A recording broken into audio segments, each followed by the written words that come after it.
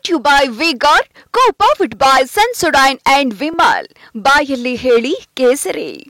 Associate sponsor UltraTech cement. Kidnap ಪ್ರಕರಣದಲ್ಲಿ H D. Revanna ಬಂಧನ ಪ್ರಕರಣಕ್ಕೆ ಸಂಬಂಧಪಟ್ಟಂತೆ ರೇವಣ್ಣರನ್ನ ಕೋರ್ಟ್ಗೆ ಕರೆತಂದಿದ್ದಾರೆ ಎಸ್ಐಟಿ ಅಧಿಕಾರಿಗಳು. ರೇವಣ್ಣ ಎಸ್ಐಟಿ ಕಸ್ಟಡಿ ಇವತ್ತು ಅಂತ್ಯವಾಗುವ ಹಿನ್ನೆಲೆಯಲ್ಲಿ ಜನಪ್ರತಿನಿಧಿಗಳ ವಿಶೇಷ ಕೋರ್ಟ್ಗೆ ಎಸ್ಐಟಿ ಕರೆತಂದಿದ್ದು ಇವತ್ತು ಎಸ್ಐಟಿ ಕಸ್ಟಡಿ ಅಂತ್ಯವಾಗುತ್ತೆ. ಕಿಡ್ನಾಪ್ ಪ್ರಕರಣದಲ್ಲಿ ಎಚ್.ಡಿ. ರೇವಣ್ಣ A1 ಆರೋಪಿಯಾಗಿದ್ದಾರೆ. ರೇವಣ್ಣರನ್ನ ಕೋರ್ಟ್ಗೆ ಎಸ್ಐಟಿ ಅಧಿಕಾರಿಗಳು ಕರೆತಂದು ಇನ್ನಷ್ಟು ವಿಚಾರಣೆಗೆ ಅವರನ್ನ ಕೇಳಿಕೊಳ್ಳುವ ಸಾಧ್ಯತೆ ಇದೆ. ಯಾಕಂದ್ರೆ ಇಲ್ಲಿ ತನಕದ ವಿಚಾರಣೆಯಲ್ಲಿ ಎಚ್.ಡಿ. ರೇವಣ್ಣ ಯಾವ ಮಾಹಿತಿಯನ್ನು ಕೂಡ ಬಿಟ್ಟು ಕೊಟ್ಟಿಲ್ಲ. ರೇವಣ್ಣ ಎಸ್ಐಟಿ ಕಸ್ಟಡಿ ಇವತ್ತು ಅಂತ್ಯವಾಗುವ ಹಿನ್ನೆಲೆಯಲ್ಲಿ ಜನಪ್ರತಿನಿಧಿಗಳ ವಿಶೇಷ ಕೋರ್ಟ್ಗೆ ಇವತ್ತು ಎಸ್ಐಟಿ ಅವರನ್ನ ಕರ್ಕೊಂಡು ಬಂದಿದೆ. ಜೊತೆಗೆ ಜಾಮೀನು ಅರ್ಜಿ ವಿಚಾರಣೆ ಕೂಡ ಇವತ್ತೇ ಇರುವ ಕಾರಣ ರೇವಣ್ಣ ಅವರಿಗೆ ಜಾಮೀನು ಸಿಗುತ್ತಾ ಇಲ್ವಾ ಅನ್ನುವಂತಹ ಕುತೂಹಲ ಒಂದು ಕಡೆಗೆ, ಇನ್ನೊಂದು ಕಡೆಗೆ ಎಸ್ಐಟಿ ಇನ್ನಷ್ಟು ದಿನಗಳ ಕಾಲ ತಮ್ಮ ವಶಕ್ಕೆ ಕೇಳಿಕೊಳ್ಳುವಂತಹ ಸಾಧ್ಯತೆ ಹೆಚ್ಚಾಗಿದೆ. ಇಲ್ಲಿ ತನಕ ಯಾವುದೇ ಇನ್ಫಾರ್ಮೇಶನ್ ಕೊಟ್ಟಿಲ್ಲ, ಏನೇ ಕೇಳಿದ್ರು ಕೂಡ ಇದಕ್ಕೂ ನನಗೂ ಸಂಬಂಧ ಇಲ್ಲ ಅನ್ನುವಂತಹ ಮಾತನ್ನಷ್ಟೇ ರೇವಣ್ಣ ಹೇಳ್ತಾ ಇದ್ದಾರೆ ಬಿಟ್ಟರೆ ಅದ್ರ ಆಚೆಗೆ ಏನು ಮಾಹಿತಿ ಬಿಟ್ಟು ಕೊಟ್ಟಿಲ್ಲ. ಅಥವಾ ಇದು ತಗೊಳ್ಳೋಣ, ಇದು ಇನ್ವರ್ಟರ್ ಎಸಿ. ನೀವು ಗ್ಯಾಮ್ಲರ್ ಅಲ್ವಾ? ಗ್ಯಾಮ್ಲರ್ ಜೂಜಾಡ್ತಿರಲ್ವಾ? ನೀವು ಜೂಜಾಡ್ತೀರಾ? ಇಲ್ಲ, ಯಾರು ಏನು ಹೇಳಿದ್ರು ಅಂತ ನೀನು ಎಷ್ಟು ಕಾಸ್ಟ್ಲಿ ಹಾಗೂ ಡೆಲಿಕೇಟ್ ಎಸಿ ತಗೊಂಡು ಸ್ಟೆಬಿಲೈಸರ್ ತಗೊಳ್ಳಿಲ್ಲ ಅಂದ್ರೆ ಇದು ಜೂಜಾಟ ತಾನೇ. ಒಂದೇ ಫ್ಲಕ್ಚುಯೇಷನ್ ಗೆ ನಿಮ್ಮ ಇನ್ವರ್ಟರ್ ಎಸಿಯ ಪಾರ್ಟ್ಸ್ ಡ್ಯಾಮೇಜ್ ಆಗಬಹುದು. ಅದನ್ನು V-Guard ಉಪಯೋಗಿಸಿ ಸುರಕ್ಷಿತವಾಗಿರಿಸಿ. V-Guard, India's #1 stabilizer. ವಿಚಾರಣೆಯಲ್ಲಿ ಏನು ಕೂಡ ಬಾಯ್ಬಿಟ್ಟಿಲ್ಲ ಅನ್ನುವಂತಹ ಕಾರಣಕ್ಕಾಗಿ ಹೀಗಾಗಿ ಎಚ್.ಡಿ. ರೇವಣ್ಣ ಬಂಧನ ಪ್ರಕರಣ ಏನಾಗುತ್ತೆ ಇವತ್ತು ಅನ್ನುವಂಥದ್ದು ತೀವ್ರ ಕುತೂಹಲಕ್ಕೆ ಕಾರಣವಾಗಿದೆ. ರೇವಣ್ಣನ ಕೋರ್ಟ್ಗೆ ಸಬ್ಮಿಟ್ ಮಾಡಬೇಕಾಗತ್ತೆ, ಹಾಜರುಪಡಿಸಬೇಕಾಗುತ್ತೆ ಈ ಸಂದರ್ಭ. ಯಾಕಂದ್ರೆ ಎಸ್ಐಟಿ ಕಸ್ಟಡಿ ಅಂತ್ಯವಾಗಿರುವ ಹಿನ್ನೆಲೆಯಲ್ಲಿ ಜನಪ್ರತಿನಿಧಿಗಳ ವಿಶೇಷ ಕೋರ್ಟ್ಗೆ ಈಗ ಎಸ್ಐಟಿ ಟೀಮ್ ರೇವಣ್ಣರನ್ನ ಕರ್ಕೊಂಡು ಬಂದಿದ್ದು. ಒಂದು ಕಡೆ ಎಚ್.ಡಿ. ರೇವಣ್ಣ ಆರೋಗ್ಯ ವಿಚಾರವಾಗಿಯೂ ಕೂಡ ಬೋರಿಂಗ್ ಆಸ್ಪತ್ರೆಗೆ ಅವ್ರನ್ನ ಕರ್ಕೊಂಡು ಹೋಗಲಾಗಿತ್ತು ಗ್ಯಾಸ್ಟ್ರೈಟಿಸ್ ಸಮಸ್ಯೆಯ ಕಾರಣಕ್ಕಾಗಿ. ಇದೀಗ ಕೋರ್ಟ್ ಯಾವೆಲ್ಲ ಅಂಶಗಳನ್ನ ಪರಿಗಣಿಸುತ್ತೆ, ಜಾಮೀನು ಮಂಜೂರು ಮಾಡತ್ತಾ, ಎಸ್ಐಟಿ ವಶಕ್ಕೆ ಕಸ್ಟಡಿಗೆ ನೀಡತ್ತಾ, ಕಾದ್ ನೋಡಬೇಕಾಗಿದೆ.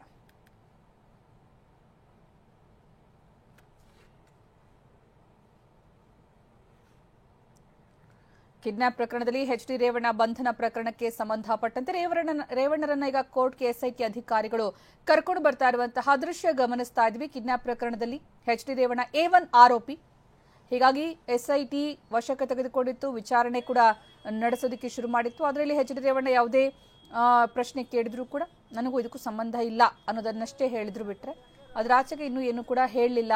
ಈ ಪ್ರಕರಣದಲ್ಲಿ ನನ್ನ ಸಿಲುಕಿಸಲಾಗ್ತಾ ಇದೆ, ರಾಜಕೀಯ ಷಡ್ಯಂತ್ರ ಅನ್ನೋದನ್ನಷ್ಟೇ ಅವರು ಹೇಳ್ತಾ ಇದ್ರು ಬಿಟ್ರೆ ಇನ್ನು ಏನು ಮಾಹಿತಿ ಬಾಯ್ಬಿಟ್ಟಿಲ್ಲ ಅನ್ನುವಂಥದ್ದು ಎಸ್ಐಟಿ ಅಧಿಕಾರಿಗಳ ಸಿಕ್ಕಿರುವಂತಹ ಮಾಹಿತಿ. ಹೀಗಾಗಿ ಅಲ್ಲಿ ಇನ್ನಷ್ಟು ದಿನಗಳ ಕಾಲ ವಿಚಾರಣೆ ನಡೆಸಬೇಕು, ವಿವಿಧ ಆಯಾಮಗಳಲ್ಲಿ ವಿಚಾರಣೆ ನಡೆಸಬೇಕು. ಮಹಿಳೆಯ ಹೇಳಿಕೆ ಕೂಡ ಮುಖ್ಯ ಆಗುತ್ತೆ. ಜೊತೆಗೆ ಸತೀಶ್ ಬಾಬು A2 ಆರೋಪಿ ಸತೀಶ್ ಬಾಬುವನ್ನು ಕೂಡ ಒಟ್ಟಿಗೆ ಇರಿಸಿ ಇಬ್ಬರನ್ನ ವಿಚಾರಣೆ ಕೂಡ ನಡೆಸಿದ್ರು. ಈ ಸಂದರ್ಭ ಸತೀಶ್ ಬಾಬು ಕೆಲವೊಂದು ವಿಚಾರಗಳನ್ನ ಹೇಳಿದ್ದು, ಅದರ ಹಿನ್ನೆಲೆಯಲ್ಲಿ ರೇವಣ್ಣರನ್ನ ಮತ್ತಷ್ಟು ವಿಚಾರಣೆ ಒಳಪಡಿಸಬೇಕಾದ ಸಾಧ್ಯತೆ ಇರುತ್ತೆ ಅಂತ ಹೇಳಲಾಗಿತ್ತು. ರೇವಣ್ಣರನ್ನ ಕೋರ್ಟ್ಗೆ ಎಸ್ಐಟಿ ಹಾಜರುಪಡಿಸಿದ್ದು ಹೆಚ್ಚಿನ ವಿಚಾರಣೆಗಾಗಿ ಮತ್ತೆ ಕಸ್ಟಡಿಗೆ ಕೇಳುವಂತಹ ಸಾಧ್ಯತೆ ಇದೆ. ಈಗಾಗಲೇ ಹೇಳಿದಂತೆ ಹೆಚ್ಚಿನ ವಿಚಾರಣೆಗಾಗಿ ಮತ್ತಷ್ಟು ದಿನಗಳ ಕಾಲ ಎಸ್ಐಟಿ ತನ್ನ ಕಸ್ಟಡಿಗೆ ಕೇಳಿಕೊಳ್ಳುವಂತಹ ಸಾಧ್ಯತೆ ಇದೆ. ಬೇಕಾದಂತಹ ಮಾಹಿತಿ ಸಿಕ್ಕಿಲ್ಲ ಅನ್ನುವಂತಹ ಕಾರಣಕ್ಕಾಗಿ. ಜೊತೆಗೆ ಸತೀಶ್ ಬಾಬು ಕೆಲವೊಂದು ವಿಚಾರಗಳನ್ನ ಹೇಳಿದ್ದು, ಅದೇ ವಿಚಾರದ ಆಧಾರದ ಮೇಲೆ ರೇವಣ್ಣರನ್ನ ಮತ್ತೆ ವಿಚಾರಣೆಗೆ ಒಳಪಡಿಸಬೇಕಾದಂತಹ ಒಂದು ಪರಿಸ್ಥಿತಿ ಕೂಡ ಇದೆ ಎಸ್ಐಟಿ ಎದುರುಗಡೆ. ಹಾಗಾಗಿ ಇಲ್ಲಿ ಒಂದು ಕಡೆ ಎಸ್ಐಟಿ ಇನ್ನಷ್ಟು ದಿನಗಳ ಕಾಲ ತನ್ನ ಕಸ್ಟಡಿಗೆ ಕೇಳಿಕೊಳ್ಳುವಂತಹ ಸಾಧ್ಯತೆ ಇದೆ. ಒಂದು ವೇಳೆ ಎಸ್ಐಟಿ ಬೇಡಿಕೆಯನ್ನು ಪೂರೈಸಿದ್ರೆ, ಆ ಸಂದರ್ಭ ಪುರಸ್ಕರಿಸಿದ್ರೆ ಮನವಿಯನ್ನ, ಆಗ ಇನ್ನೊಂದಷ್ಟು ದಿನಗಳ ಕಾಲ ಎಸ್ಐಟಿ ವಶದಲ್ಲಿ ಎಚ್.ಡಿ. ರೇವಣ್ಣ ಹೋಗಬೇಕಾಗಬಹುದು. ಜೊತೆಗೆ ಜಾಮೀನು ಅರ್ಜಿಯ ವಿಚಾರಣೆ ಕೂಡ ಇವತ್ತೇ ಇರುವ ಹಿನ್ನೆಲೆಯಲ್ಲಿ ಇಲ್ಲಿ ಎಸ್ಐಟಿ ವಶದಲ್ಲಿರುವಂತಹ ರೇವಣ್ಣಗೆ ಜೈಲಾ ಬೇಲಾ ಅನ್ನುವಂತಹ ಪ್ರಶ್ನೆ ಕೆಲವೇ ಕ್ಷಣಗಳಲ್ಲಿ ರೇವಣ್ಣ ಭವಿಷ್ಯ ನಿರ್ಧಾರವಾಗುತ್ತೆ. 4 ದಿನಗಳ ಕಾಲ ಎಸ್ಐಟಿ ಕಸ್ಟಡಿಗೆ ನ್ಯಾಯಾಲಯ ನೀಡಿತ್ತು. ರೇವಣ್ಣರನ್ನ ವಿಚಾರಣೆ ಕೂಡ ಮಾಡಿದ್ರು ಎಸ್ಐಟಿ ಅಧಿಕಾರಿಗಳು. ಇವತ್ತು ಬೆಳಗ್ಗೆಯೂ ಕೂಡ ವಿಚಾರಣೆ ನಡೆಸಿದ್ದಾರೆ ಎಸ್ಐಟಿ ಅಧಿಕಾರಿಗಳು. ಇನ್ನೂ ಹೆಚ್ಚಿನ ವಿಚಾರಣೆ ನಡೆಸುವ ಒಂದು ಅವಶ್ಯಕತೆ ಇದೆ ಅಂತ ಎಸ್ಐಟಿ ಮನಗಂಡಲ್ಲಿ ಮತ್ತೆ ಎಸ್ಐಟಿ ಕಸ್ಟಡಿಗೆ ಕೇಳುವಂತಹ ಸಾಧ್ಯತೆ ಇದೆ. ಅದಾದ್ಮೇಲೆ ಎಸ್ಐಟಿ ಕಸ್ಟಡಿಗೆ ಕೇಳೋದಕ್ಕೆ ಯಾವೆಲ್ಲ ವಿಚಾರಗಳನ್ನ ಎಸ್ಐಟಿ ಪ್ರಸ್ತುತಪಡಿಸುತ್ತೆ ಕೋರ್ಟ್ ಮುಂದೆ. ಜೊತೆಗೆ ಇಲ್ಲಿ ಜಾಮೀನು ಬೇಕು ಅನ್ನುವಂತಹ ಕಾರಣಕ್ಕೆ ಎಚ್.ಡಿ. ರೇವಣ್ಣ ಪರ ವಕೀಲರು ಯಾವೆಲ್ಲ ವಿಚಾರಗಳನ್ನ ವಾದ ಮಂಡನೆಯಲ್ಲಿ ಸೇರಿಸ್ತಾರೆ, ಇದರ ಮೇಲೆ ಈಗ ಎಚ್.ಡಿ. ರೇವಣ್ಣನಿಗೆ ಜೈಲಾಗುತ್ತಾ ಅಥವಾ ಬೇಲಾಗುತ್ತಾ ಅನ್ನುವಂತಹ ಭವಿಷ್ಯ ನಿರ್ಧಾರ ಆಗುತ್ತೆ. ನ್ಯಾಯಾಧೀಶರ ಮುಂದೆ ಎಚ್.ಡಿ. ರೇವಣ್ಣ ನಿಂತಿದ್ದಾರೆ ಅನ್ನುವಂತಹ ಮಾಹಿತಿ ಸಿಗ್ತಾ ಇದೆ. ಸದ್ಯ ನ್ಯಾಯಾಧೀಶರ ಮುಂದೆ ಎಚ್.ಡಿ. ರೇವಣ್ಣ ನಿಂತಿದ್ದು, ನ್ಯಾಯಾಧೀಶರು ಇನ್ನು ಕೆಲವೇ ಹೊತ್ತಲ್ಲಿ ಈ ಜಾಮೀನು ಅರ್ಜಿ ವಿಚಾರವಾಗಿ ಮತ್ತೆ ಎಸ್ಐಟಿ ವಶಕ್ಕೆ ನೀಡಬೇಕಾ ಬೇಡವಾ ಅನ್ನುವ ವಿಚಾರವಾಗಿ ತೀರ್ಮಾನವನ್ನ ಕೈಗೊಳ್ಳಬಹುದು, ಆದೇಶವನ್ನ ಹೊರಡಿಸಬಹುದು. ಇನ್ನು ಮೊನ್ನೆಯಷ್ಟೇ ಅರ್ಜಿ ವಿಚಾರಣೆಗೆ ಬಂದಿತ್ತು, ಆದರೆ ಮುಂದೂಡಿಕೆ ಆಗಿತ್ತು ಇವತ್ತಿಗೆ. ಕೋರ್ಟ್ಗೆ ರಿಮಾಂಡ್ ಸಲ್ಲಿಸಿದ್ದಾರೆ ಎಸ್ಐಟಿ. ನಮ್ಮ ವಶಕ್ಕೆ ನೀಡಬೇಕು, ಇನ್ನಷ್ಟು ವಿಚಾರಣೆ ನಡೆಸಬೇಕು ಅನ್ನುವಂತಹ ಕಾರಣಕ್ಕಾಗಿ ನ್ಯಾಯಾಧೀಶರ ಮುಂದೆ ಈಗ ಸದ್ಯ ಎಚ್ ಡಿ ರೇವಣ್ಣ ನಿಂತಿದ್ದಾರೆ. ಜೈಲಾಗತ್ತಾ ಅಥವಾ ಬೇಲಾಗತ್ತಾ, ಅಂದ್ರೆ ಎಸ್ಐಟಿ ವಶಕ್ಕೆ ಹೋಗ್ತಾರಾ ಅಥವಾ ಜಾಮೀನು ಸಿಗತ್ತಾ ಕಾದ್ ನೋಡಬೇಕಾಗಿದೆ. ಈ ಒಂದು ಪ್ರಕರಣ ಎರಡನೇ ಪ್ರಕರಣ ಇದರಲ್ಲಿ ಎಚ್ ಡಿ ರೇವಣ್ಣ ವಿರುದ್ಧ ದಾಖಲಾಗಿರುವಂತಹ ಎರಡನೇ ಪ್ರಕರಣ. ಇದರಲ್ಲಿ A1 ಆರೋಪಿ ಆಗಿದ್ದಾರೆ ಎಚ್ ಡಿ ರೇವಣ್ಣ. ಇಲ್ಲಿ ಮಹಿಳೆ ನಾಪತ್ತೆ ವಿಚಾರವಾಗಿ ಪುತ್ರನೇ ಪ್ರಕರಣ ದಾಖಲಿಸಿರುವ ಹಿನ್ನೆಲೆಯಲ್ಲಿ, ದೂರು ಕೊಟ್ಟಿರುವ ಹಿನ್ನೆಲೆಯಲ್ಲಿ ಏನು A1 ಆರೋಪಿಯಾಗಿ ಎಚ್ ಡಿ ರೇವಣ್ಣ, A2 ಆರೋಪಿಯಾಗಿ ಸತೀಶ್ ಬಾಬು ಇದ್ದಾರೆ. ಇಬ್ರು ಕೂಡ ಈಗ ಎಸ್ಐಟಿ ವಶದಲ್ಲೇ ಇದ್ದಾರೆ. ಕೋರ್ಟ್ಗೆ ರಿಮಾಂಡ್ ಅರ್ಜಿಯನ್ನ ಎಸ್ಐಟಿ ಸಲ್ಲಿಸಿದ್ದು ನ್ಯಾಯಾಧೀಶರ ಮುಂದೆ ಎಚ್ ಡಿ ರೇವಣ್ಣ ನಿಂತಿದ್ದಾರೆ. ಏನಾಗುತ್ತೆ ಎಚ್ ಡಿ ರೇವಣ್ಣ ಭವಿಷ್ಯ? ಎಸ್ಐಟಿ ವಶಕ್ಕೆ ಇನ್ನಷ್ಟು ದಿನಗಳ ಕಾಲ ನೀಡಿ ನ್ಯಾಯಾಲಯ ಆದೇಶವನ್ನ ಕೊಡುತ್ತಾ ಅಥವಾ ಜಾಮೀನು ಮಂಜೂರು ಮಾಡುತ್ತಾ ಕಾದ್ ನೋಡಬೇಕಾಗಿದೆ. ಕುತೂಹಲ ಇದೆ. ನ್ಯಾಯಾಧೀಶರ ಮುಂದೆ ಎಚ್ ಡಿ ರೇವಣ್ಣ ಸದ್ಯ ನಿಂತಿದ್ದಾರೆ ಅನ್ನುವಂತಹ ಮಾಹಿತಿ ಸಿಗ್ತಾ ಇದೆ. ಇನ್ನು ಈ ಪ್ರಕರಣದಲ್ಲಿ ಎರಡನೇ ಪ್ರಕರಣ ಎಚ್ ಡಿ ರೇವಣ್ಣ ವಿರುದ್ಧ ದಾಖಲಾಗಿರೋದು ಮಹಿಳೆಯನ್ನ ಬಲವಂತವಾಗಿ ಕಿಡ್ನಾಪ್ ಮಾಡಿರುವಂತಹ ಒಂದು ಪ್ರಕರಣ ಆರೋಪ.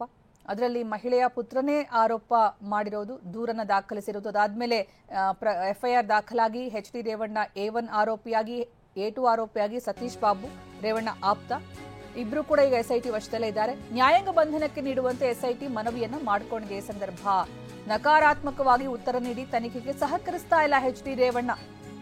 ರಿಮಾಂಡ್ ಅರ್ಜಿಯಲ್ಲಿ ಎಸ್ಐಟಿ ಈ ಉಲ್ಲೇಖವನ್ನ ಮಾಡಿದೆ. ಸಹಕಾರ ಸಿಗ್ತಾ ಇಲ್ಲ ರೇವಣ್ಣ ಅವರಿಂದ ವಿಚಾರಣೆಗೆ, ಹಾಗಾಗಿ ನ್ಯಾಯಾಂಗ ಬಂಧನಕ್ಕೆ ನೀಡಿ ಅಂತ ಎಸ್ಐಟಿ ಮನವಿ ಮಾಡಿಕೊಂಡಿದೆ. ನ್ಯಾಯಾಂಗ ಬಂಧನಕ್ಕೆ ನೀಡಬೇಕು ಅಂತ ಇಲ್ಲಿ ಎಸ್ಐಟಿ ಮನವಿ ಮಾಡಿಕೊಂಡಿದ್ದು. ಮೊನ್ನೆ 4 ದಿನಗಳ ಕಾಲ ವಿಚಾರಣೆ ನಡೆಸಿದ್ರು ಕೂಡ ಎಚ್ ಡಿ ರೇವಣ್ಣ ಯಾವ ಪ್ರಶ್ನೆ ಕೇಳಿದ್ರು ಕೂಡ ಸರಿಯಾಗಿ ಉತ್ತರ ಕೊಡ್ತಾ ಇಲ್ಲ. ನಕಾರಾತ್ಮಕವಾಗಿ ಉತ್ತರವನ್ನ ಕೊಡ್ತಾ ಇದ್ದಾರೆ. ನನಗೂ ಇದಕ್ಕೂ ಸಂಬಂಧ ಇಲ್ಲ, ನನ್ನನ್ನು ಯಾಕೆ ಸಾಕ್ತಿದ್ರ ಇದರಲ್ಲಿ, ಈ ಪ್ರಕರಣಕ್ಕೂ ನನಗೂ ಸಂಬಂಧನೇ ಇಲ್ಲ, ಇದು ರಾಜಕೀಯ ದುರುದ್ದೇಶಪೂರಿತ ಕೆಲಸ ಇದು ಅಂತ ಎಚ್ ಡಿ ರೇವಣ್ಣ ಅದೇ ಮಾತನ್ನ ಹೇಳ್ತಾ ಇದ್ದಾರೆ. ಬಿಟ್ರೆ ಈ ಪ್ರಕರಣಕ್ಕೆ ಮಹಿಳೆ ನಾಪತ್ತೆ ಆಗಿತ್ತು ಯಾವಾಗ, ಯಾವ ಕಾರಣಕ್ಕೆ ಮಹಿಳೆಯನ್ನ ಕರ್ಕೊಂಡು ಹೋಗಿದ್ರಿ, ಈ ರೀತಿ ಹಲವು ಪ್ರಶ್ನೆಗಳನ್ನ ಕೇಳಿದ್ರು ಕೂಡ ಎಚ್ ಡಿ ರೇವಣ್ಣ ಅದಕ್ಕೆ ಸೂಕ್ತವಾದಂತಹ ಉತ್ತರವನ್ನ ಕೊಟ್ಟಿಲ್ಲ. ಬದಲಿಗೆ ನಕಾರಾತ್ಮಕವಾಗಿ ಅಷ್ಟೇ ಪ್ರತಿಕ್ರಿಯಿಸಿದ್ದಾರೆ. ಬಿಟ್ಟರೆ ಸರಿಯಾದ ವಿಚಾರಣೆಗೆ ಪೂರಕವಾಗಿ ಸ್ಪಂದಿಸಿಲ್ಲ ಅನ್ನುವಂಥದ್ದು ಎಸ್ಐಟಿ ವಾದ. ನಕಾರಾತ್ಮಕವಾಗಿ ಉತ್ತರ ನೀಡಿ ತನಿಖೆಗೆ ಸಹಕರಿಸ್ತಾ ಇಲ್ಲ, ಹೀಗಾಗಿ ನ್ಯಾಯಾಂಗ ಬಂಧನಕ್ಕೆ ನೀಡಿ ಅಂತ ರಿಮಾಂಡ್ ಅರ್ಜಿಯಲ್ಲಿ ಎಸ್ಐಟಿ ಉಲ್ಲೇಖ ಮಾಡಿರೋದು. ಇನ್ನು ಜಾಮೀನು ನೀಡದೆ ನ್ಯಾಯಾಂಗ ಬಂಧನಕ್ಕೆ ನೀಡೋದಕ್ಕೆ ಎಸ್ಐಟಿ ಮನವಿ ಮಾಡಿಕೊಂಡಿದೆ. ಇಲ್ಲಿ ಒಂದು ಕಡೆ ಎಚ್ ಡಿ ರೇವಣ್ಣ ಜಾಮೀನಿಗೆ ಮನವಿ ಮಾಡಿಕೊಂಡಿದ್ದಾರೆ. ಆದರೆ ಎಸ್ಐಟಿ ಮನವಿ ಏನು ಅಂತಂದ್ರೆ, ಜಾಮೀನು ನೀಡಬೇಡಿ, ನ್ಯಾಯಾಂಗ ಬಂಧನಕ್ಕೆ ಕೊಡಿ ಅಂತ. ಜಾಮೀನು ಕೊಡದೆ ನ್ಯಾಯಾಂಗ ಬಂಧನಕ್ಕೆ ಕೊಡಬೇಕು ಅಂತ ಎಸ್ಐಟಿ ಮನವಿ ಮಾಡಿಕೊಂಡಿದೆ. ಎಸ್ಐಟಿ ಮನವಿಗೆ ರೇವಣ್ಣ ಪರ ವಕೀಲರು ತೀವ್ರ ಆಕ್ಷೇಪ ವ್ಯಕ್ತಪಡಿಸಿದ್ದಾರೆ. ಎಸ್ಐಟಿ ಮನವಿಯನ್ನ ಖಂಡಿಸಿದ್ದಾರೆ. ಎಸ್ಐಟಿ ಮನವಿಗೆ ತೀವ್ರ ಆಕ್ಷೇಪ ವ್ಯಕ್ತಪಡಿಸಿದ್ದಾರೆ. ಎಸ್ಐಟಿ ಮನವಿ ಏನು ಅಂತಂದ್ರೆ, ನ್ಯಾಯಾಂಗ ಬಂಧನಕ್ಕೆ ಕೊಡಿ, ಜಾಮೀನು ಕೊಡಬೇಡಿ, ಜಾಮೀನು ನೀಡದೆ ನ್ಯಾಯಾಂಗ ಬಂಧನಕ್ಕೆ ಒಪ್ಪಿಸಿ ಅಂತ ಎಸ್ಐಟಿ ಮನವಿ ಮಾಡಿಕೊಂಡಿರೋದು. ಯಾವುದೇ ಪ್ರಶ್ನೆ ಕೇಳಿದ್ರು ಕೂಡ ನಕಾರಾತ್ಮಕವಾಗಿ ಎಚ್ ಡಿ ರೇವಣ್ಣ ಪ್ರತಿಕ್ರಿಯಿಸ್ತಾ ಇದ್ದಾರೆ. ಹೀಗಾಗಿ ಈ ಪ್ರಕರಣದಲ್ಲಿ ಸರಿಯಾದ ವಿಚಾರಣೆ ನಡೆಸೋದಕ್ಕೆ ಸಾಧ್ಯವಾಗ್ತಾ ಇಲ್ಲ. ಒಂದು ವೇಳೆ ಜಾಮೀನು ಕೊಟ್ಟರೆ ಸಾಕ್ಷ್ಯನಾಶದಿಂದ ಹಿಡಿದು ಪ್ರಭಾವ ಬೀರುವಂತಹ ಸಾಧ್ಯತೆ ಇದೆ ಈ ಪ್ರಕರಣದಲ್ಲಿ. ಜೊತೆಗೆ ಯಾವುದೇ ರೀತಿಯ ವಿಚಾರಣೆಗೆ ಸಹಕಾರ ಕೊಡದೇ ಇರುವಂತಹ ಹಿನ್ನೆಲೆಯಲ್ಲಿ ಜಾಮೀನು ಕೊಡಬೇಡಿ, ಯಾವ ಕಾರಣಕ್ಕೂ ಜಾಮೀನು ನೀಡಬೇಡಿ, ನ್ಯಾಯಾಂಗ ಬಂಧನಕ್ಕೆ ಒಪ್ಪಿಸಿ ಅಂತ ಎಸ್ಐಟಿ ಮನವಿ ಮಾಡಿಕೊಂಡಿದೆ ಎಸ್ಐಟಿ ಪರವಾಗಿ. ಇತ್ತ ಎಸ್ಐಟಿ ಮನವಿಗೆ ರೇವಣ್ಣ ಪರ ವಕೀಲರು ತೀವ್ರ ಆಕ್ಷೇಪ ವ್ಯಕ್ತಪಡಿಸಿದ್ದಾರೆ. ಅವರಿಗೆ ಆರೋಗ್ಯ ಸಮಸ್ಯೆ ಇದೆ. ಜೊತೆಗೆ ಈ ಪ್ರಕರಣದಲ್ಲಿ ಎಲ್ಲೂ ಕೂಡ ಎಚ್ ಡಿ ರೇವಣ್ಣ ಊರು ಬಿಟ್ಟು ಅಥವಾ ಸ್ಥಳ ಬಿಟ್ಟು ಪಲಾಯನಗೈಯೋರಲ್ಲ. ಹೀಗಾಗಿ ಎಸ್ಐಟಿ ಮನವಿ ಏನಿದೆ ಅದನ್ನು ಪುರಸ್ಕರಿಸಬಾರ್ದು, ಜಾಮೀನನ್ನು ನೀಡಬೇಕು. ಮತ್ತೆ ಈ ಪ್ರಕರಣದಲ್ಲಿ ಯಾವುದೇ ರೀತಿಯ ಕೈವಾಡ ಇಲ್ಲ, ಎಚ್ ಡಿ ರೇವಣ್ಣ ಅವರ ಹಸ್ತಕ್ಷೇಪ ಇಲ್ಲ. ಇದು ಒಂದು ದುರುದ್ದೇಶಪೂರಿತ ಕೇಸ್ ಇದು ಅನ್ನುವಂಥದ್ದು, ರಾಜಕೀಯ ದುರುದ್ದೇಶಪೂರಿತ ಕೇಸ್ ಅನ್ನುವಂಥ ನಿಟ್ಟಿನಲ್ಲಿ ರೇವಣ್ಣ ಪರ ವಕೀಲರು ವಾದ ಮಂಡನೆ ಮಾಡ್ತಾ ಇದ್ದಾರೆ. ಎಸ್ಐಟಿ ಮನವಿಗೆ ರೇವಣ್ಣ ಪರ ವಕೀಲರು ಆಕ್ಷೇಪ ವ್ಯಕ್ತಪಡಿಸಿದ್ದಾರೆ.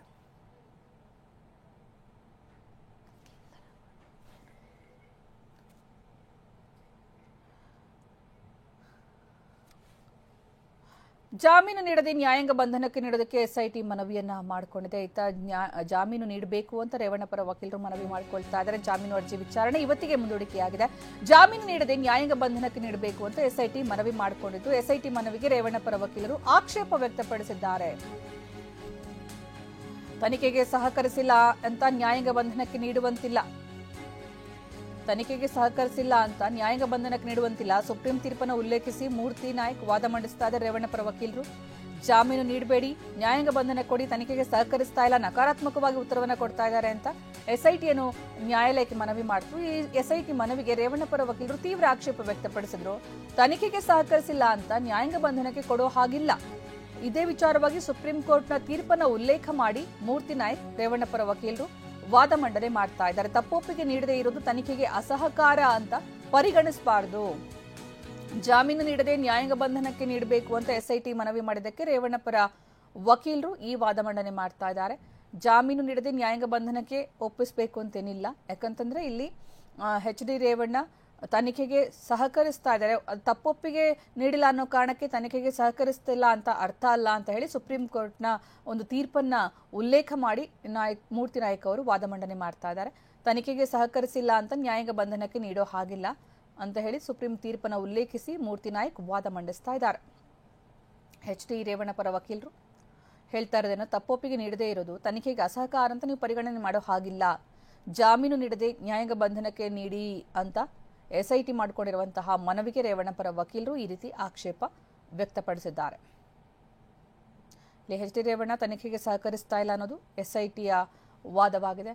ತನಿಖೆಗೆ ಸಹಕರಿಸ್ತಾ ಇಲ್ಲ ಅಂತ ಅನ್ಕೋಬಾರದು. ಯಾಕಂದ್ರೆ ಇಲ್ಲಿ ತಪ್ಪೊಪ್ಪಿಗೆ ನೀಡಿಲ್ಲ, ಕೆಲಸ ಮಾಡಿಲ್ಲ ಅಂತ ಹೇಳಿದ ತಕ್ಷಣ ಅದನ್ನು ಅಸಹಕಾರ ಅಂತ ಪರಿಗಣನೆ ಮಾಡಬಾರದು ಅನ್ನುವಂಥದ್ದು ಎಚ್ ಡಿ ರೇವಣ್ಣ ಪರ ವಕೀಲರ ವಾದವಾಗಿದೆ. ಇನ್ನು ಸಾಕ್ಷ್ಯವನ್ನ ನಾಶಪಡಿಸುವ ಸಾಧ್ಯತೆ ಇರುತ್ತೆ. ಪ್ರಭಾವಿಯಾಗಿರುವಂತಹ ಕಾರಣಕ್ಕಾಗಿ ಸಾಕ್ಷ್ಯ ನಾಶಪಡಿಸುವಂತಹ ಸಾಧ್ಯತೆ ಇರುತ್ತೆ. ಹೊಳೆನರಸೀಪುರ ಠಾಣೆಯಲ್ಲಿ ಮತ್ತೊಂದು ಕೇಸ್ ದಾಖಲಾಗಿದೆ. ಹೀಗಾಗಿ ಜಾಮೀನು ನೀಡಬೇಡಿ ಅಂತ ರಿಮಾಂಡ್ ಅರ್ಜಿಯಲ್ಲಿ ಎಸ್ಐಟಿ ಉಲ್ಲೇಖವನ್ನ ಮಾಡಿರೋದು. ಅಂದ್ರೆ ಇಲ್ಲಿ ಪ್ರಭಾವಿಯಾಗಿರುವಂತಹ ಕಾರಣಕ್ಕಾಗಿ ಸಾಕ್ಷ್ಯ ನಾಶಪಡಿಸುವಂತಹ ಸಾಧ್ಯತೆ ಇರುತ್ತೆ ಅನ್ನೋದು ಎಸ್ಐಟಿಯ ವಾದ. ರಿಮಾಂಡ್ ಅರ್ಜಿಯಲ್ಲಿ ಈ ವಿಚಾರವನ್ನ ಉಲ್ಲೇಖ ಮಾಡಿದೆ. ಹೊಳೆನರಸೀಪುರ ಠಾಣೆಯಲ್ಲಿ ಮತ್ತೊಂದು ಕೇಸ್ ಇರುತ್ತೆ, ಸಾಕ್ಷ್ಯ ನಾಶದ ಒಂದು ಸಾಧ್ಯತೆ ಕೂಡ ಇರುತ್ತೆ. ಹಾಗಾಗಿ ಜಾಮೀನು ನೀಡಬಾರದು. ವಿಚಾರಣೆಗೂ ಕೂಡ ಸಕಾರಾತ್ಮಕವಾಗಿ ಪ್ರತಿಕ್ರಿಯಿಸಿಲ್ಲ, ನಕಾರಾತ್ಮಕವಾಗಿ ಅಷ್ಟೇ ಉತ್ತರವನ್ನ ಕೊಡ್ತಾ ಇದ್ದಾರೆ. ಹಾಗಾಗಿ ಇಲ್ಲಿ ಜಾಮೀನು ಕೊಡಬೇಡಿ ಒಂದು, ಆಮೇಲೆ ನ್ಯಾಯಾಂಗ ಬಂಧನಕ್ಕೆ ಒಪ್ಪಿಸಿ ಅನ್ನುವಂಥದ್ದು ಎಸ್ಐಟಿಯ ಒಂದು ವಾದ. ಅದನ್ನ ರಿಮಾಂಡ್ ಅರ್ಜಿಯಲ್ಲಿ ಉಲ್ಲೇಖ ಕೂಡ ಮಾಡಲಾಗಿದೆ. ಇತ್ತ ಎಚ್ ಡಿ ರೇವಣ್ಣ ಪರ ವಕೀಲರ ವಾದ ಏನು ಅಂತಂದ್ರೆ, ತಪ್ಪೊಪ್ಪಿಗೆ ನೀಡಿಲ್ಲ ಅನ್ನೋ ಕಾರಣಕ್ಕಾಗಿ ಅದು ಏನು ತನಿಖೆಗೆ ಸಹಕರಿಸಿಲ್ಲ ಅಂತ ಅರ್ಥ ಅಲ್ಲ ಅಂತ ಸುಪ್ರೀಂ ಕೋರ್ಟ್ನ ತೀರ್ಪನ್ನು ಉಲ್ಲೇಖಿಸಿ ಮೂರ್ತಿ ನಾಯ್ಕ ಅವರು ವಾದ ಮಂಡನೆ ಮಾಡಿದ್ದಾರೆ. ಅದರಲ್ಲಿ ಎಸ್ಐಟಿಯ ವಾದ ಏನಂತಂದ್ರೆ, ಸಾಕ್ಷ್ಯವನ್ನು ನಾಶಪಡಿಸುವಂತಹ ಸಾಧ್ಯತೆ ಇರುತ್ತೆ. ಹೇಳಿ ಕೇಳಿ, ಎಚ್ ಡಿ ರೇವಣ್ಣ ಪ್ರಭಾವಿ ಕುಟುಂಬಕ್ಕೆ ಸೇರಿದವರು, ತಾವು ಕೂಡ ಪ್ರಭಾವಿಗಳು, ಶಾಸಕರು. ತಮ್ಮ ವಿರುದ್ಧ ದಾಖಲಾಗಿರುವಂತಹ ಈ ಪ್ರಕರಣದಲ್ಲಿ ಪ್ರಭಾವ ಬೀರುವಂತಹ ಸಾಧ್ಯತೆ ಇದೆ. ಸಾಕ್ಷ್ಯ ನಾಶದ ಸಾಧ್ಯತೆ ಕೂಡ ಇರುವ ಹಿನ್ನೆಲೆಯಲ್ಲಿ ಅವರಿಗೆ ಯಾವುದೇ ಕಾರಣಕ್ಕೂ ಕೂಡ ಜಾಮೀನನ್ನ ಕೊಡಬಾರದು ಈ ಪ್ರಕರಣದಲ್ಲಿ ಅನ್ನುವಂಥದ್ದು ಎಸ್ಐಟಿ ವಾದ. ಜೊತೆಗೆ ಹೊಳೆನರಸೀಪುರ ಠಾಣೆಯಲ್ಲಿ ಇನ್ನೊಂದು ಕೇಸ್ ಕೂಡ ಇರುತ್ತೆ. ಆ ಕೇಸ್ನ ವಿಚಾರವಾಗಿಯೂ ಕೂಡ ಪ್ರಭಾವ ಬೀರಿ ಸಾಕ್ಷ್ಯ ನಾಶ ಮಾಡುವಂತಹ ಸಾಧ್ಯತೆ ಇದೆ. ಹೀಗಾಗಿ ಜಾಮೀನು ನೀಡಬಾರದು ಅಂತ ರಿಮಾಂಡ್ ಅರ್ಜಿಯಲ್ಲಿ ಉಲ್ಲೇಖವನ್ನ ಮಾಡಿದೆ ಎಸ್ಐಟಿ.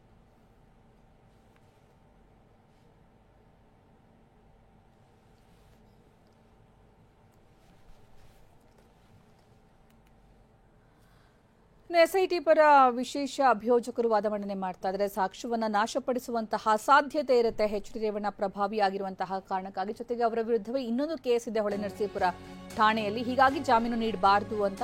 ಇನ್ನು ರೇವಣ್ಣ ಜಾಮೀನು ಅರ್ಜಿ ವಿಚಾರಣೆ ಈಗ ನಾಳೆಗೆ ಮುಂದೂಡಿಕೆಯಾಗಿದೆ. ರೇವಣ್ಣ ಜಾಮೀನು ಅರ್ಜಿ ವಿಚಾರಣೆ ನಾಳೆಗೆ ಮುಂದೂಡಿಕೆಯಾಗಿ ಈಗ ಕೋರ್ಟ್ ಅಭಿಪ್ರಾಯಪಟ್ಟಿದೆ. ರೇವಣ್ಣ ಜಾಮೀನು ಅರ್ಜಿ ವಿಚಾರಣೆ ನಾಳೆಗೆ ಮುಂದೂಡಿಕೆ ಮಾಡಿ ಆದೇಶವನ್ನು ಕೊಟ್ಟಿರೋದು ಕೋರ್ಟ್. ನಾಳೆಗೆ ಜಾಮೀನು ಅರ್ಜಿ ವಿಚಾರಣೆಗೆ ಬರುತ್ತೆ. ಇವತ್ತು ಎಸ್ಐಟಿ ಕೋರ್ಟ್ ಮುಂದೆ ಹಾಜರುಪಡಿಸಬೇಕಾಗಿತ್ತು, ಹಾಜರುಪಡಿಸಿತು. ಜಾಮೀನು ಅರ್ಜಿ ವಿಚಾರಣೆ ಕೂಡ ನಡೆಯಿತು, ಆದರೆ ಅದನ್ನೀಗ ನಾಳೆಗೆ ಮುಂದೂಡಿಕೆಯಾಗಿದೆ. ತೀರ್ಪನ್ನ ಕಾಯ್ದಿರಿಸಲಾಗಿದೆ ನಾಳೆಗೆ. ರೇವಣ್ಣ ಜಾಮೀನು ಅರ್ಜಿ ವಿಚಾರಣೆ ನಾಳೆ ಮತ್ತೆ ವಿಚಾರಣೆಗೆ ಬರುತ್ತೆ. ಜಾಮೀನು ಅರ್ಜಿ ವಿಚಾರಣೆ ನಾಳೆಗೆ ಮುಂದೂಡಿಕೆಯಾಗಿದೆ. ಹೀಗಾಗಿ ನಾಳೆ ಗೊತ್ತಾಗುತ್ತೆ ರೇವಣ್ಣಗೆ ಬೇಲ್ ಆಗುತ್ತಾ ಅಥವಾ ಮತ್ತೆ ಎಸ್ಐಟಿ ವಶಕ್ಕೆ ನ್ಯಾಯಾಂಗ ಬಂಧನಕ್ಕೆ ಒಪ್ಪಿಸಲಾಗತ್ತಾ. ನಾಳೆ ಈ ಒಂದು ಕುತೂಹಲಕ್ಕೆ ತೆರೆ ಬೀಳಲಿದೆ. ಸದ್ಯಕ್ಕೆ ಇವತ್ತಿನ ಮಟ್ಟಿಗೆ ಜಾಮೀನು ಅರ್ಜಿ ವಿಚಾರಣೆ ಮುಕ್ತಾಯ ಆಗಿ ನಾಳೆಗೆ ಮುಂದೂಡಿಕೆಯಾಗಿದೆ. ಎಚ್ ಡಿ ರೇವಣ್ಣ ಜಾಮೀನು ಬೇಕು ಅಂತ ಮೊನ್ನೆ ಮನವಿ ಮಾಡಿಕೊಂಡಿದ್ರು. ಮೊನ್ನೆ ಕೂಡ ಅರ್ಜಿ ವಿಚಾರಣೆಗೆ ಬಂದಿರಲಿಲ್ಲ, ಇವತ್ತಿಗೆ ಪೋಸ್ಟ್ಪೋನ್ ಆಗಿತ್ತು. ಇವತ್ತು ಮತ್ತೆ ವಿಚಾರಣೆಗೆ ಬಂತಾದ್ರೂ ಕೂಡ ನಾಳೆಗೆ ಮುಂದೂಡಿಕೆಯಾಗಿದೆ. ಈಗ ನಾಳೆ ಗೊತ್ತಾಗುತ್ತೆ ಎಚ್ ಡಿ ರೇವಣ್ಣ ನ್ಯಾಯಾಂಗ ಬಂಧನಕ್ಕೆ ಒಪ್ಪಿಸ್ತಾರಾ ಎಚ್ ಡಿ ರೇವಣ್ಣರನ್ನ ಅಥವಾ ಜಾಮೀನು ಮಂಜೂರು ಮಾಡಲಾಗತ್ತಾ ಈ ಪ್ರಕರಣದಲ್ಲಿ ಗೊತ್ತಿಲ್ಲ. ಅಂದ್ರೆ ಎಸ್ಐಟಿ ಯಾವ ರೀತಿ ವಾದ ಮಂಡನೆ ಮಾಡಿದೆ ಅಂತಂದ್ರೆ, ಎಚ್ ಡಿ ರೇವಣ್ಣಗೆ ಜಾಮೀನು ಕೊಡಬಾರ್ದು, ಪ್ರಭಾವಿಯಾಗಿರುವ ಕಾರಣಕ್ಕಾಗಿ ಸಾಕ್ಷ್ಯ ನಾಶ ಮಾಡುವಂತಹ ಸಾಧ್ಯತೆ ಇರುತ್ತೆ. ಇದಲ್ಲದೆ ಇನ್ನೊಂದು ಪ್ರಕರಣ ಇದೆ ಅವರ ವಿರುದ್ಧ ಹೊಳೆನರಸೀಪುರ ಠಾಣೆಯಲ್ಲಿ, ಅದರ ಮೇಲೂ ಕೂಡ ಪ್ರಭಾವ ಬೀರಬಹುದು. ಜೊತೆಗೆ ತನಿಖೆಗೆ ಸರಿಯಾಗಿ ಸಹಕಾರ ಕೊಡ್ತಾ ಇಲ್ಲ, 4 ದಿನಗಳಿಂದ ತನಿಖೆ ನಡೆಸ್ತಾ ಇದ್ರೂ ಕೂಡ ನಕಾರಾತ್ಮಕವಾಗಿ ಪ್ರತಿಕ್ರಿಯಿಸ್ತಾ ಇದ್ದಾರೆ ಅಂತೆಲ್ಲ ಇಲ್ಲಿ ಎಸ್ಐಟಿ ತನ್ನ ವಾದದಲ್ಲಿ ಮಂಡನೆ ಮಾಡಿರೋದು.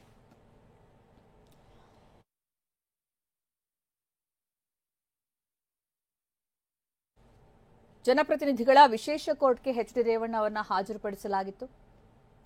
ರೇವಣ್ಣ ಜಾಮೀನು ಅರ್ಜಿ ವಿಚಾರಣೆ ಇವತ್ತು ನಡೆಯಿತು. ಇನ್ನೀಗ ನಾಳೆಗೆ ಅದು ಮುಂದೂಡಿಕೆಯಾಗಿದೆ. ನಾಳೆ ಮತ್ತೆ ನ್ಯಾಯಾಲಯದಲ್ಲಿ ಈ ಅರ್ಜಿ ವಿಚಾರಣೆಗೆ ಬರುತ್ತೆ. ನಾಳೆ ಬಹುತೇಕ ಬೇಲ್ ಸಿಗಬಹುದಾ, ಇಲ್ಲ ಕಸ್ಟಡಿಗೆ ನೀಡಲಾಗತ್ತಾ, ನ್ಯಾಯಾಂಗ ಬಂಧನಕ್ಕೆ ಒಪ್ಪಿಸಲಾಗತ್ತಾ, ಕಾದ್ ನೋಡಬೇಕಾಗತ್ತೆ. ನಾಳೆ ಈ ಒಂದು ಕುತೂಹಲಕ್ಕೆ ತೆರೆ ಬೀಳುವಂತಹ ಸಾಧ್ಯತೆ ಇದೆ.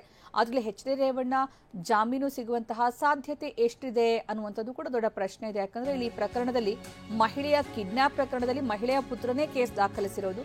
ಎಸ್ಐಟಿ ಪರ ಎಸ್ಪಿಪಿ ಬಿಎನ್ ಜಗದೀಶ್ ಹಾಜರಾಗಿದ್ದಾರೆ. ಹೊಳೆನರಸೀಪುರ ಕೇಸಲ್ಲಿ ಜಾಮೀನು ನೀಡುವ ಅಪರಾಧಗಳಿವೆ. ಕಿಡ್ನಾಪ್ ಪ್ರಕರಣದಲ್ಲಿ ಯಾವುದೇ ಆರೋಪಗಳಿಲ್ಲ.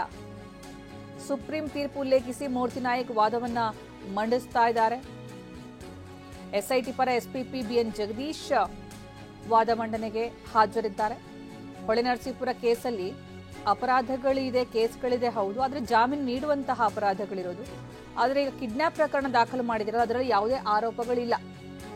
ಹಾಗಾಗಿ ಸುಪ್ರೀಂ ಕೋರ್ಟ್ ತೀರ್ಪನ್ನು ಉಲ್ಲೇಖಿಸಿ ಮೂರ್ತಿ ನಾಯಕ್ ರೇವಣ್ಣ ಪರ ವಕೀಲರು ವಾದ ಮಂಡನೆ ಮಾಡ್ತಾ ಇದ್ದಾರೆ. ಇಲ್ಲಿ ಎಸ್ಐಟಿ ಪರ ವಕೀಲರು ಎಸ್ಪಿಪಿ ಬಿಎನ್ ಜಗದೀಶ್ ಏನ್ ಹೇಳ್ತಾ ಇದ್ದಾರೆ ಅಂತಂದ್ರೆ, ರಿಮಾಂಡ್ ಅರ್ಜಿಯಲ್ಲಿ ಉಲ್ಲೇಖ ಮಾಡಿರೋದೇನು ಅಂತಂದ್ರೆ, ಅಲ್ಲಿ ಹೊಳೆನರಸೀಪುರ ಕೇಸ್, ಅಲ್ಲಿ ಠಾಣೆಯಲ್ಲಿ ಮತ್ತೊಂದು ಕೇಸ್ ಇದೆಯಲ್ಲ, ಅದರ ಮೇಲೆ ಪ್ರಭಾವ ಬೀರಬಹುದು ಜಾಮೀನು ಕೊಟ್ರೆ ಅಂತ ಎಸ್ಐಟಿ ಪರ ವಕೀಲರು ಈಗ ಹಾಜರಿದ್ದಾರೆ. ಹೊಳೆನರಸೀಪುರ ಕೇಸಲ್ಲಿ ಜಾಮೀನು ನೀಡುವ ಅಪರಾಧಗಳಿವೆ ಅಂತ ಮೂರ್ತಿ ನಾಯಕ್ ಅವರು ಹೇಳ್ತಾ ಇರೋದು. ಕಿಡ್ನಾಪ್ ಪ್ರಕರಣದಲ್ಲಿ ಯಾವುದೇ ಆರೋಪಗಳಿಲ್ಲ ಅಂತ ಇವ್ರ ಪರ ವಕೀಲರು, ರೇವಣ್ಣ ಪರ ವಕೀಲರು ಹೇಳ್ತಾ ಇರೋದು. ಮೂರ್ತಿ ನಾಯಕ್ ವಾದ ಮಂಡನೆ ಮಾಡ್ತಾ ಇದ್ದಾರೆ ಸುಪ್ರೀಂ ತೀರ್ಪನ್ನ ಉಲ್ಲೇಖ ಮಾಡಿ. ಹಾಗಾಗಿ ಎಚ್.ಡಿ. ರೇವಣ್ಣ ಹೇಳಿದ್ದಾರೆ ಅಂತ ಮಾತ್ರ ಆರೋಪ ಇದೆ. ತನಿಖೆಗೆ ಸಹಕರಿಸದೇ ಇರೋದು ಅಂತಂದ್ರೆ ಏನು?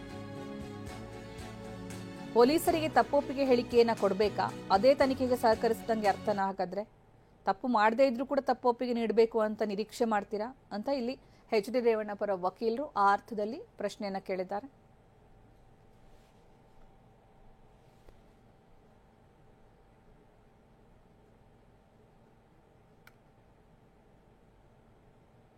ಸುಪ್ರೀಂ ತೀರ್ಪು ಉಲ್ಲೇಖಿಸಿ ಮೂರ್ತಿ ನಾಯಕರು ವಾದ ಮಂಡನೆ ಮಾಡ್ತಾ ಇದ್ದಾರೆ. ರೇವಣ್ಣ ಸಾಹೇಬ್ರು ಹೇಳಿದ್ದಾರೆ ಅಂತ ಆರೋಪ ಮಾತ್ರ ಇರೋದು. ತನಿಖೆಗೆ ಸಹಕರಿಸದೇ ಇರೋದು ಅಂತಂದ್ರೆ ಏನರ್ಥ ಅಂತ ಪ್ರಶ್ನಿಸಿದ್ದಾರೆ. Brought to you by V-Guard, co-powered by Sensodyne and Vimal. ಬಾಯಲ್ಲಿ ಹೇಳಿ ಕೇಸರಿ. Associate sponsor UltraTech cement.